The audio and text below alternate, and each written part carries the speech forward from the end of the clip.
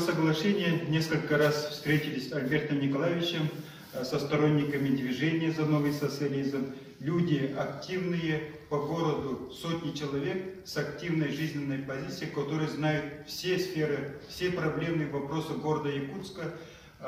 Они предложили ряд вопросов, которые мы должны будем реализовать. Поэтому, рассмотрев все эти задачи, действительно, если мы сплотимся, все это действие можем претворить в жизнь. Поэтому мы очень рады, и это действительно историческое событие. Аналогов в Российской Федерации я сейчас не могу сказать, чтобы сторонники за новый социализм, члены КПРФ вместе шли на выборах.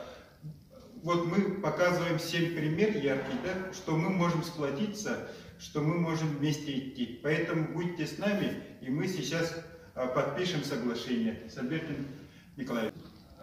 Мы сегодня подписываем соглашение о совместной работе. Будьте с нами.